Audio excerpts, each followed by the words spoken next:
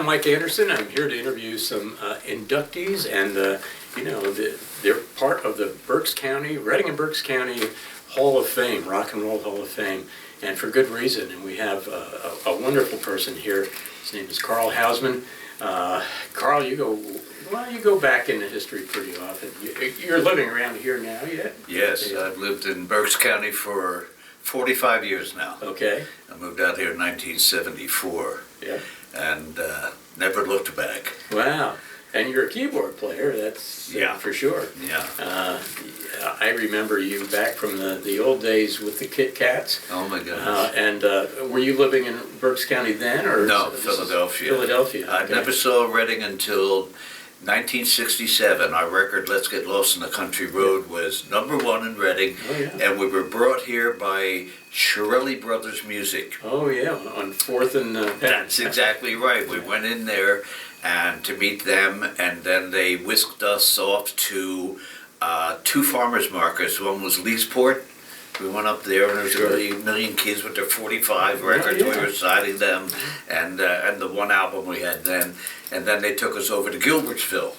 And so that was the second place. Sure. And then they brought us back to Reading, and we were treated to a free dinner at the Crystal Restaurant. Oh wow, Right yeah. there, Boy, those Penn are all Street. historical names. Yeah. I think Leesport's still going though. Leesport. Yeah, it is. I do see it advertised.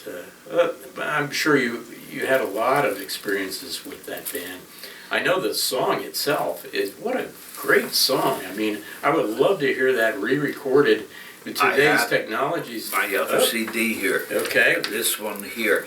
Although it's instrumental, it is all re-recorded with full orchestra sound that I wanted originally, but the record company wouldn't go for the expense. Wow. So they kept it basic. But Country Roads on there and a whole bunch of others Oh, I'd love to hear that we this. did. So I did that right after our drummer passed away. Oh, nice. And so in a remembrance anyway. But the other three of us are alive and well and in contact. We have, and we'll put these on. I'll let Bob put on. Great. Thank so, you. So people. This was see- our double CD that came out in 2000. Okay. Jamie Records decided that they wanted to, they still had all our material on a shelf. Yep. And so they gave it to a gentleman who is a good friend of mine. His name is Tom Moulton. He is the godfather of disco. Oh. He Wow. created the disco sound and the disco mix Uh-huh. of the extensions for longer dancing. Yeah. And I saw his apartment, you're not going to believe it. He's got more gold and platinum records on his wall in Manhattan than he has room for, and the rest of them are piled up in his closet where it sit there in the dark. Any one of us would kill for one of those gold or platinum records, but he's got so many of them, he just stacks. Like he did the whole soundtrack for Saturday Night Fever. Remember the John Travolta movie? Yeah. And that's what he did. He did mostly the disco stuff, and he worked a lot with the black groups that were recording. And he absolutely loved the Kit Kats, although he never saw us, but he liked our sound, and he's the one that mixed this double CD here. Yeah. From Jamie Records. Didn't you used to play down in Lancaster at the The Village. Village For many years. That was our first out-of-town job. Uh-huh. We got together in 1962. We were kids. I remember our bass player was like 18. I was just 19, turning 20. Mm-hmm. And we worked locally in neighborhood bars. Like in the neighborhood I grew up it's called Fishtown, and it's still an Irish neighborhood. Oh, yeah. It used to be a working class neighborhood, Uh-huh. clean, hardworking people, no crime, and then the companies, the factories, the mills, they began closing one by one, and nothing much was going on until all of a sudden there was a renaissance. And all of a sudden today, I couldn't afford to go to Fishtown. Yeah. It's those old factories are $1 million condos today. Isn't there a jazz bar there, Ortlieb's? Yes, Down in that or area? leaves at Schmidt's Brewery at 2nd and Girard. Uh-huh. And so it was unique. We had 334 bars in that neighborhood. Oh, wow. That's, yeah, And- you could and always they had make music? $5 on Saturday night. And they had music at most of them? Yeah. Oh, And then it was live music. You didn't have the DJs and the karaoke and everything back then. People went out for a good time. It was like the old TV show Cheers. No fights, none of that aggravation. Yeah. Just people went out to have a good time. Boy meets girl, or if he doesn't meet a girl, he goes home with the paper. But but it was great. We started. We would make we got $5 a piece. We get $20 a night for the band, and we worked our way from downtown or from neighborhood bars to downtown sailor joints. We thought we made big time by going downtown. Yeah. Not so. No. There, you had the shore patrol coming through with 3-foot billy clubs every 10 minutes just to keep the peace on 11th Street. It was all the sailor joints were. Oh, wow. And we sure got a lesson in growing up. But then And this was with, which band was this? The Kit Kats. Still with the Kit Kats, Yeah. okay. And so then eventually we got an agent. And he booked us out of town. Our first out of town job was the Village in Lancaster, Yeah. Pennsylvania.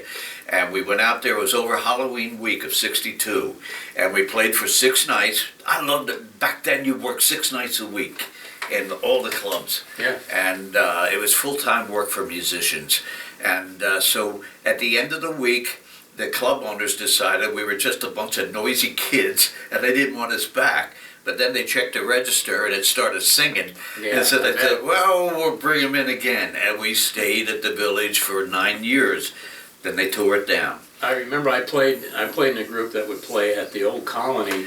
Oh, yeah, that's where, yeah. And every time they'd book us at the Old Colony, they'd book you guys at the Village. That's and it's right. like, oh. But then we went to the old Bud Hare, but had the Old Colony up in the Manheim Pike, Oh, yeah. and it was great there too. I used to And play then- there. yeah, 6 nights, that was great. 6 nights a week. Yes, it was. It was actually wonderful.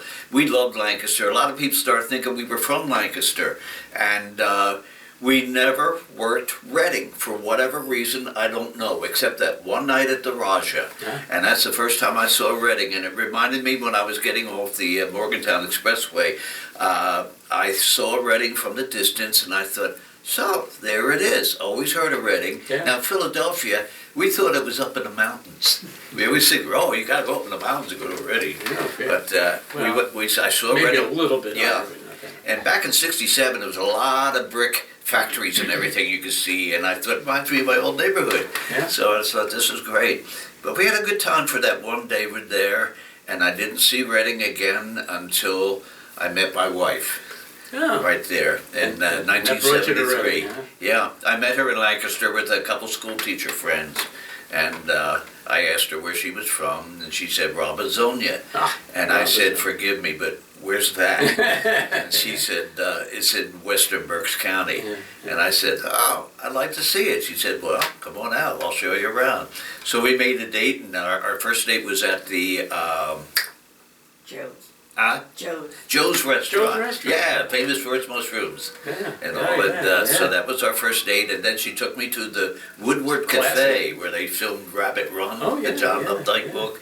And then she took me, finally we finished the evening, I'm not supposed to say this. Okay. She took me up to the So we pagoda. have- oh, hey, no, there's no problem How with the about- pagoda. No, yeah. that's good, So we it's a smooched a landmark. little bit. That's it. Made, Uh-oh. made Oh, a second for date. that. That was all clean. Oh. And I had a little sports card, but nothing you could do there anyway. All right. So anyway, so we made a second date, and that's how it started. And I moved out here the next year, and we got married. Were you also playing with the Kit Kats when you lived in Reading? Yeah, when I... Or Yeah, just what's after that? Kit- No. Just after, I okay. just left the Okay. group, and when I moved out here, because I said to Carolyn, will you move to Philadelphia? And she said, I'll follow you anywhere, but no big city, please. Yeah. And so I said, I understand. And I said, but if I move out to the country, I'll starve to death. I said, I don't know anything out here. And I said, all I knew was with the band. I never played on my own. And so I said, we got a lot of nice cornfields. I love the countryside out here. But I said, how am I going to make a buck? So I hooked up with a woman agent in Philadelphia, Lee Rendy. And she was a darn good agent, I found out. She immediately booked me into a place called the Bluebell Inn down in Bluebell, Montgomery County, on the main line. Okay. I had no idea this was a historical restaurant from before the Revolution. They had a piano bar in the lounge. All I knew was rock and roll. Yeah. This was a Frank Sinatra crowd Oh. playing for. Huh. You know, these people, Yeah, these people legit. still remember Glenn Miller. Yeah. And so I thought, good God, I'm dead. So I sat there, and what they liked about what I did, I had a little drum box for a beat. So there's a drummer here. Yeah, there you go. But that's all the so it's the best they had back then. Yeah. 1975, and I'm playing this stuff, and I thought, well, I'm going to play some rock and roll and make it nice, and do some oldies. And what was different about me was I was the first musician in there that did not play lounge music. Right. You played popular music. Yeah, exactly. And it was great because the wives got the husbands away from talking to each other at the bar, got them out on the dance floor dancing. Good. And so obviously I was a success. Yeah. And in the meantime, a lot of the regulars who would come to the piano bar once or twice a week would bring me their records of their favorite singers and their favorite old songs, and I'd take them back here and I would learn them. Yep. You know, like I'd talk about Sinatra, his tunes, Perry Como, Bing Crosby, and everything, and that's how I learned with the standards. So you learned kind of on the job. Yeah, on the job. I would try to learn 5 sons a day, Wow. and then take them to the club that night. And the history is good to Yeah. take along with it. Yeah. You want to know what my repertoire is? How many songs? Oh, go ahead. I can't even imagine. 4,371. And you counted it down to the one. Right there. Man, And people wow. say, you got all that in your head? And I said, yeah. A man once asked my wife, we were doing a show for WEEU, and he said, is it true your husband has all those songs in his head? And she said, yeah. He said, how can he do that? She said, it's easy. There's nothing else up there. Oh, man. We have to have her on here. And she had no So- chutzpah to tell me that later. Yeah. Well, and you got involved with cruise ship playing. No, never No? cruise ships. Oh, no, never cruise ship. Oh, okay. Cruise ships didn't appeal to me. I feel like a cruise ship is like being in prison with a chance of drowning. Okay. You know, my theme song is "Don't Fetch Me In." Was it Disney that you worked? Yeah. Yeah. Okay, I that's. did work for Walt Disney Yeah. in the Magic Kingdom in Lake Buena Vista, Florida. Yeah. And so I auditioned for that job because it was on a vacation. I saw this guy play the piano, and he had these white pants and a red vest and a straw hat and arm garters. And I thought, I love that. He's playing honky-tonk music. I always loved Dixieland jazz, and I loved the honky-tonk piano sound that went with it. Mm-hmm. And so I thought, I used to play that on my own at home. Sure. I never told anybody while we're on stage doing Jimi Hendrix and You're doing Creed, stride piano all in the the back. Beatles. I'm home early Saturday night before the job. I would go watch Florence Welk because there was other kinds of music in this world. Yeah, it was corny, but it was good music. It was good music, and today that's a mainstay for the people I play for, and I'm glad I learned those old tunes. Oh, yeah. Great. Hey, George Gershwin. Oh, my God. Yeah, Richard great. Rodgers. You're going to talk about Cole Porter. What wonderful Good writers. stuff. Yeah, and I've heard you. Irving Berlin. I've heard you on WEU doing things with Mike in the morning. That's just to clown around. Yeah, but Mike brings me in to get away from all the serious sessions he had. He has a good time with you. Yeah. You know, I enjoy listening to it. Now, through doing that, you owned the Silver Dollar Saloon. We bought this old Fritztown Road. 1849 general store, and back in 1977. I was originally, when the band, we knew it was time after 12 years. I mean, 3 of the guys in the band were getting divorced. You know, it was a good life, but too much. You know, it literally wine, women, and song. And so that brought about 3 divorces out of 4. Anyway, I was one of the divorcees. Oh, okay. So thank God no kids then. Now, yes. Yeah. But when I was just thinking that, what do I want to do next? I said, I still want to play piano, but where? And I think you could buy a bar. So I looked at bars, and I talked to bar owners. Yeah. Well, they discouraged me from ever buying a bar. They said, this is a marriage in itself. We got a cot in the back room, because half the time we can't get home to see our families. They said, from the first shaky drunk in the morning to the last drunk at 2 a.m., you don't want this job. You're a piano player. Now, about a lot of turnover, too, as far as employees. I said, and the rowdy ones during the evening, and I said, yeah. So I thought, what else is there? I thought, Philadelphia, we had 1 million ice cream parlors down there. I grew up in ice cream parlors. And I said, Philadelphia was the ice cream capital one time. And they made more ice cream than anybody else then. And so I thought, An ice cream parlor. I said, can you make a living? I don't know, we'll find out. So I would talk to the people at Cloister in Ephrata when they made ice cream. Yeah. And then we got a fella from SCORE, the retired businessman, helped us set it up. Nice. And also the representatives from the ice cream business himself. Then I went and bought books and everything on the pros and cons, and I saw nothing wrong with it. I said we already had one daughter and another one on the way, and I thought I want a clean atmosphere for my kids. And so that's what we did. So we opened up the ice cream parlor, and it was we had people coming from Gettysburg and all sorts of areas. Yet the ones from Reading, people from Reading would come out to our little Fritztown place, and they'd say, you know, I drove all the way here from Reading. I said, this guy over there's from Gettysburg. Well, we got lucky. The Reading newspaper, the Eagle, was very good to us, did nice articles, and so did Channel 8 in Lancaster sent their crew up with Kim Lemon and all that. They did that. They had a PM magazine back then. Evening show, and they were up there twice, and that really helped us. So you had an extension on the old historical 1849 building that you had ice cream when you walked in. I recall going to that. You walked in, you bought ice cream, and then you go to the front of the property. Right, that's where the parlor was. Right, the parlor, and you had the piano in there, and you played. So you go in and have some ice cream and listen to some good music. So that was good, but we had a local fella printed up for us sing-along sheets. That's right, yeah. And they would sing, oh, so hard on my heart. Yeah. And it was a lot of fun. What I loved was when I had church groups come in after their choir rehearsals, and they sang in harmony and everything, and I thought, wow. Kids' parties with a clown. What was it? Zippy, Pinhead? Flippy. Zippy. Zippy or Flippy? Flippy. Flippy, Zippy, whatever. One guy was doing flips, I remember that. And I kept thinking, who was Pinhead? I think it was somebody else. No, that's somebody else. That was somebody you played with years ago. Maybe that was me. I don't know. No, but so that was, you're still playing though. Oh my God! You don't have the parlor anymore. I know I have something to do with that building. Yeah. And the ghosts that still live there. But it was a great fun. The ice cream was wonderful, and so was the music. Cloister is a great, and it still exists. They sold the Turkey Hill. Oh, okay. So if you're eating Turkey Hill, you're eating Cloister. There you go. Yeah. So you're still playing though. Yeah. Oh my God. Yeah, I'm busy. Thank God. Anyway, I got to tell you this real quick. The only time I never experienced a ghost, Carolyn did, and maybe my thick German head, I just didn't think it. I just didn't feel any vibes. But we had a German Shepherd, and sometimes I go up in the attic for something. And one day I'm upstairs, and I hear something up in the attic. I thought, what the heck was that? Another bat?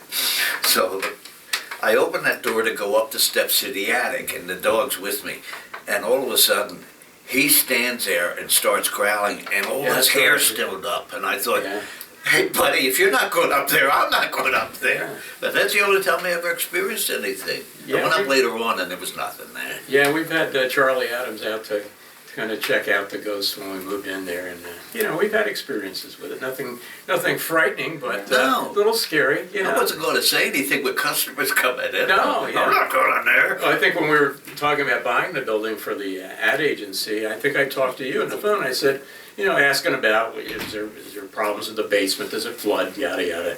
And she said, well, And I said, is it haunted? Because I knew it was over 100 years old when we wanted to buy it. And she got quiet. And I guess you didn't want to get involved with the realtor but you weren't selling it. This was, twice removed or something like that. And he said, well, yeah, and kind of talked about Paul. And I thought it was kind of neat, though. So, that basement was spooky. Yeah, yeah. Well, yeah. but it's been a great experience for us. Yeah. And it's really nice. It's a sort of a way for me also to be ingrained with the history of music in the county. I mean, I've been in the county forever, and I appreciate everything that you're doing. Any other things you want to talk about that I haven't mentioned? I mean, advice for people coming up in the ranks now. I mean, as either keyboard players or just musicians. The best advice I can ever give is your own experience. I can't tell people what to do. Did I listen to people who tell me what to do when I was a kid? But you're going to find out for yourself. If you love it, first of all, if you really love it, it makes it a lot easier for you. But if you're going in just for the money, forget it. Get yourself another line, because it won't work with you. But a lot of young guys, I can't say for ladies, I don't know, but a lot of young guys go in it because they see, ooh, nightclubs, and the whole life that goes with it. It sounds exciting. It's a job. Yeah. It's a regular job. You go up there, you act professional. We never, of course, I can't say what we did as far as in dress, for instance. We dressed well. We had beautiful suits. We did. Later on, when the San Francisco scene became popular nationally and everything, we kind of went our own way to make sure, but we still had to look good. You could look like the monkeys, but everybody looked clean and stuff like that. Keep yourself clean looking anyway. We didn't have dungarees with ripped knees and stuff like that. The club owner wouldn't allow it, and the people disapproved back then, even if they wore the dungarees with ripped knees. Yeah. And A certain amount of showmanship. yeah, exactly. You're supposed to set the standards. You gotta have something that people look up to. Yeah. Now, and too many bands today want to be one of the crowd and look like the people that came in to see you. Mhm. That's a big mistake, Yeah, yeah. and it'll go bad in the long run. But and I'm not being old-fashioned. Say, well, in my day, No, it's you not differentiate, that. Exactly. differentiate yourself from the crowd. Exactly. Look, I want to look good to feel good. Yeah. And that's how it works. Yeah, that's good. You Good know, advice. Yeah. And so anyway, that's the only thing I can say for musicians. The hair, keep it nice. I don't care if it's so. I had hair down to my shoulders by 1970. I used to have hair. Yeah, too. did we all? But the fact is, we just kept ourselves good looking. The guys in the band were all good looking guys. Yeah. That helped. Because no amount of hair is going to cover your face if you're not. No. And you can't help it if you're not good looking, but it went in our favor. And so that was never a problem. We drew women into the clubs. Yeah. And I tell you, any club owner would tell you, I'd rather throw out 5 guys than 1 woman from a club. Well, because if you they- watch like bees to like the Bar honey. Rescue, you watch that program on Oh, yeah. and they say, you have to appeal to a certain crowd to get other people That's in. right. And it's all respectable. Yes. It's just, but, Oh, yeah. But Oh, it's yeah. professional. And the kids we drew in were actually mostly working people. We had, like for the girls, a lot of them were secretaries, nurses, teachers, Yeah. that sort of thing. And besides the college crowd, that was once they were 21. And there was so much work in the greater Philadelphia area. I mean, metropolitan, you got 5.5 million people there. Yeah. That's with South Jersey, northern Delaware, and all of the Pennsylvania suburbs. Wow. And so there was a lot to draw from. That's why we did something the record company didn't want us to do. We would go like fly to Louisville if your record's #1 and stuff like that. Yeah. There's no money there, but it was fun. And they pay for everything, your meals, your hotel and all that, and then they'd fly you right back home. Sure. Like if we had a Sunday off, they would do that. We would leave a club here on a Saturday night, get down to the airport, fly to Louisville, do your show on a Sunday afternoon and fly right back and do the club on Monday night again. Wow. But when you're young, you think nothing of it. It's like driving 100 miles for a date. Yeah, that gets old when you're as old as I am. Well, I mean, that drive to go to Disney World gets longer every year. Oh, yeah. So, Yeah. But it was fascinating in a respect. There was a group I worked with before the Kit Kats. Okay. They were from Fort Wayne, Indiana. These guys were rockabilly, and they were really great. And they had the twang that went with it. Sure. And 2 of the other guys were from Southwest Ohio, in St. Mary's. And so they were coming through Philadelphia working, and they were looking for a piano player. Now, my brother calls me on the phone. He used to hang out at the Union Hall. He was a drummer. Mm-hmm. And so he'd say, there's a band here. And he said, they're looking for a piano player. You want to come down? I said, yeah. And like I said, I was right out of high school, and I had a job with the insurance company in North America. I was Mr. Businessman. Oh, yeah. Yeah, Okay. well, you have a girlfriend, and I've been See, going the girls we went come up together. Yeah, it's your first love and that kind of jazz, and Yeah. I'm going to get married and have kids and picket fence. And all that. So anyway, I grew up in a Catholic neighborhood, by the way. I was the only Lutheran for blocks. Oh, okay. And Yeah, so okay. it was their parents didn't mind if me as a Protestant dated their Catholic girls, and because they knew where I was going eventually, right straight down. And then their daughters would be free to marry a good Catholic, which they all did. Well, But anyway, I went down an audition with these guys, and I almost freaked out. They all had green hair. what? Yeah. Their hair was bleached blonde, and this is 1960. Today, nobody looked twice at you. Yeah. 1960, and they had this green rinse in their hair. And they didn't tell you that before. Rue products, and I thought, Yeah, when you were I a don't know. hat. Yeah. So I auditioned anyway because they said to me, "What do you make a week now?" And I said $40. That was standard then, Wow. and buck an hour. And they said we can guarantee you $100 to begin with. And I said, $100? Wow, I can get a car maybe. And so I joined the band, and I had to get my hair done. And I went down, there's a nice hat shop I had on Front Street, and I went and bought the biggest brim hat, like one of those old fedoras, and I pulled it down because if I went back to my hat, they'd beat me up Oh, if yeah. I were coming with green hair. So anyway, they were tough Irishmen. So anyway, I joined the band, and we immediately hooked up as the opening band for the Johnny Cash show. And I thought, Johnny Cash, he's had hits. I saw him on Bandstand. Yeah. And he was already And a he big didn't have star. green hair. No. No, we didn't need it. we had that stupid gimmick. As good as we were, we still had a stupid gimmick. So I traveled with the band. We were traveling all over the country in Canada for a year, and it got old. I missed my girlfriend. I got homesick all the time. Yeah. And I thought, I'm one of those guys who gets homesick. I didn't mind so much that because when I read that the great Robert E. Lee used to be terribly homesick, I thought if he could do it, I could do it. But it gets old living on the road. I mean, you're sitting in the laundromat in the middle of Ontario somewhere at 3 o'clock in the morning. Yeah. You're It's not really glamorous. lonely. Yeah. So after a year, I came home and got a job at Drexel University. Mm-hmm. There, I'm going to be a straight guy and 9 to 5er. And then the Kit Kat started up. Yeah. Then that's what That happened. was nice. Tell me about your experience with Disney. On a vacation, saw this piano player, and with the old-fashioned turn-of-the-century car back then, and he played this white upright with a big mirror in the front, and I thought, he's playing the kind of music I secretly love, honky-tonk. And so I asked one of the supervisors, you can see on the tag, about what do I have to do to audition? And he said, just write to them. Back then you wrote to them. We didn't have all the modern things. This is 1982. So I wrote to them and heard nothing. And I wrote to them the same letter, just changed the date, and month after month. And finally they responded and said, auditions will be held in 2 weeks. And so I said to Carolyn, I don't know. She said, why don't you go just for the fun of it? Well, the fun of it got me the job.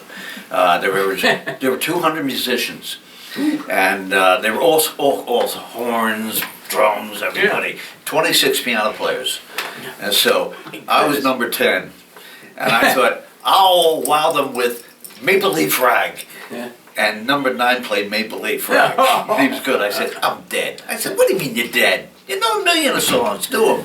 So I got up there and I did the medley of, from the old Mickey Finn ensemble, California Here I Come and Tootsie. Yeah. So I did that, and the guy that auditioned me was just sitting there with a clipboard. He didn't even look at me, and I said, when I finished, the other guys all clapped. I said, oh, thank you.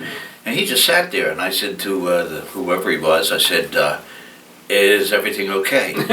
And he said, if it wasn't, I'd tell you right off the bat. I said, serious business. Yeah. And he said, here, look at this clipboard. And he showed me, they mark you on, first of all, your appearance.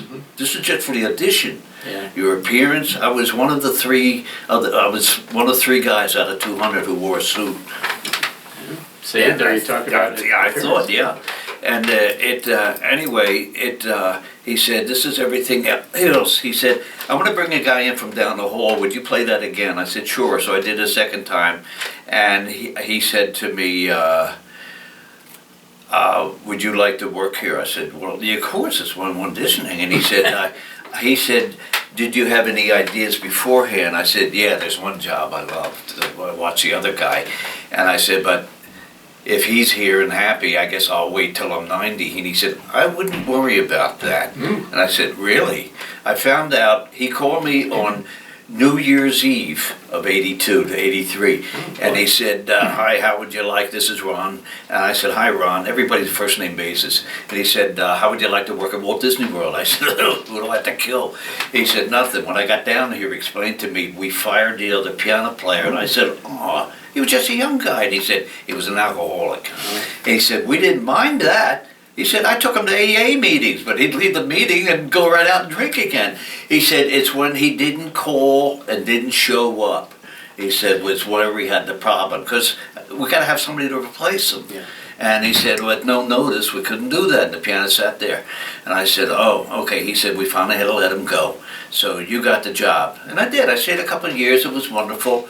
And you played in what, in a honky-tonk kind of? Yeah, you could only play from 1890 through the roaring 20s. Okay. You had to stay in that Main Street theme. No boogie-woogie, no rock and roll, certainly. Yeah. None of that stuff. And try to keep it upbeat, except for those old take me out to the ball game waltzes and all. And how many hours a day did you do that? 8. It was 8 hours with long breaks. You were like, I took a book with me. You'd get half-hour to 40-minute breaks sometimes, depending what else was going on Main Street. Yeah. Then you were off for the length of the parade in the afternoon. Or in the summertime, they start you at 3 o'clock in the afternoon because of the heat. You're outdoors. Oh. And he said, we had a couple piano players before you fell sideways in the heat. So I would play, come in the afternoon and play till 10 o'clock at night. And I got to see that Main Street electrical parade. Yeah. And I go out into the back lot and watch it begin. And it was wonderful. And did you, where did you stay down there? Did they have their own little town called Belle Isle. They gave me a free apartment for 2 weeks while you go search with a realtor or whatever you want to do. So I looked in the papers and found a nice house that would accept a German Shepherd.